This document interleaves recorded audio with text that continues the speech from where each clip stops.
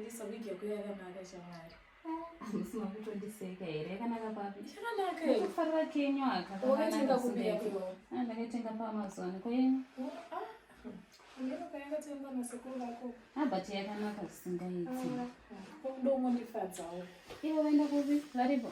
Varipo sekuru vambezorora vangoti yave. Alright.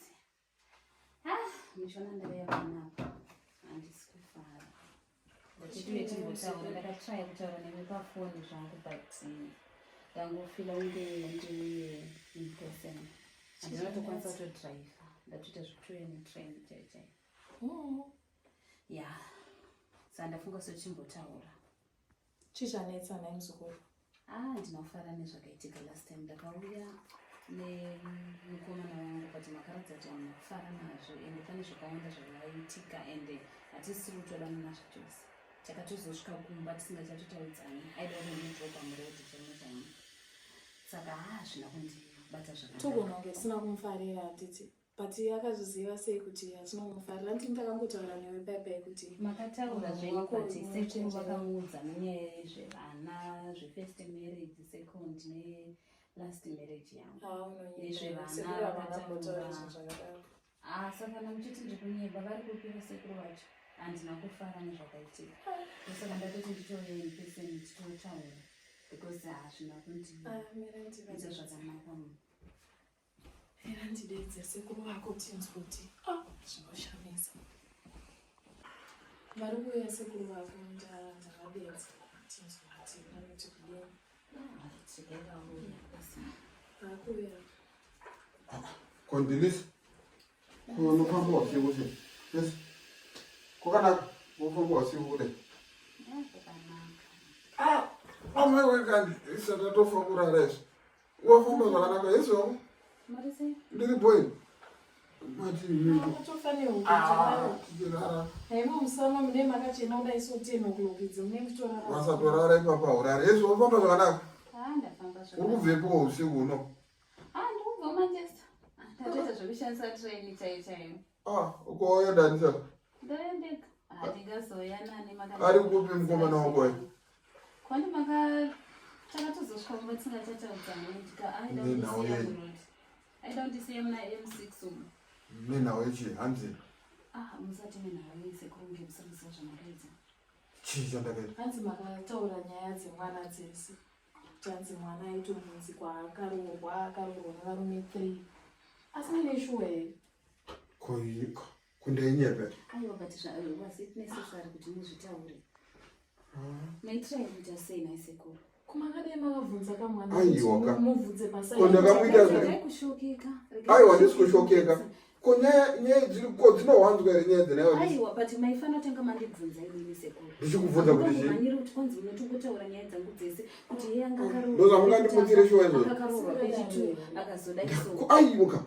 Ko saka waraiti akazosvika musha abvisa mari dzake odiscover kune vana vaida kuti pagadzirwe pese. Maifana tanga mandibvunza inini first. Maifana tanga mandibvunza sekuru. Lisa handisvoda kukonana newe. Aiwa inini handisvoda zvokukonana newe. Mwana atadzvakuya achidhiraivha akati anzi handisi kukwanisa kudhiraivha nokuti ane stress munhu wake haachatodine zvake. Aiwa anga agara sadene zvako. Kana achikuramba kuti une vana 3 aida vana vako here? Aiwa but sekuru mai zvinhu zvakadai soka maifana kutanga mataura ndini. Antakangoya tikaita introduction kandomunokuda nyaya idzodzoka urati dzikude pamuchana. Aiwa maifanirwa dzikude musi wekuroora. Musi kuroora wei. Ndakadauya for my introduction. Apa chandakanganisa apa handisi kuchiona. Maifana ndibvunza kuti right nemunhu uyu makasangana kupi makaita sei makazvipata. Saka ndozvawambira kumanchester kuti uyozondikonfuranda. Sekuru. Ndozvandatofambira. Ndaimubvunza kuti manje ndatanga ndakuza ndaendesa ndomuudza kuti usatsigire zvinhu usina basa. Musi wemuchato wozoparara. Introduction anga aitwa apera. Introduction yese aitwa apera. Mamuchona ngomirira.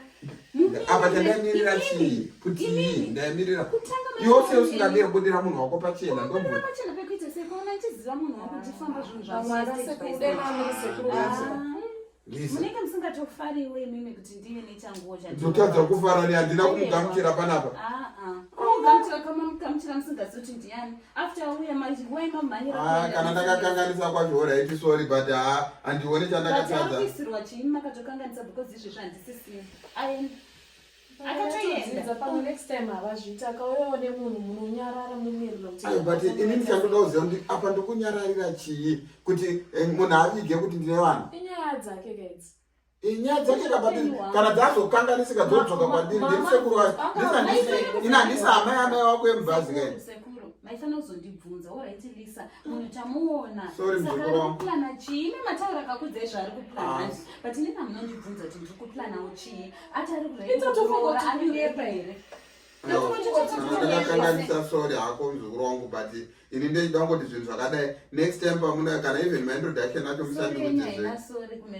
kumakutorama aiwa ndikuti kana zvichizosvika mai vake vari kuzimbabwe handiti amai vake muno munyika muno mundia ndinizvi but kana zvangu ndimanje makakanganisa nechandakakanganisa ndikuchishaya but anyway kana wanzi wakanganisa unongobvuma sorry muzukuru wangu sorry ende iye munhu wacho kana achikuramba kuti une vana mira Lisa ndoda kuti ndibvunze hangu kana dai akazozviziva leta mabvisirana mari chii chaiitika aizviziva leta tabvisirana but ipapo sekuru vari kutaura havo chokwadi aiwa kuti dai Lisa muzukuru wangu Lisa pandaida kumuudza inini ndaiziva pandaida kumuudza sorry hako unogara wandiudza ndakuziva ukauya nemunhu ndongomuti pedzerane ende ndohambi kuti kana zvemaintroduction zvacho ngazvipere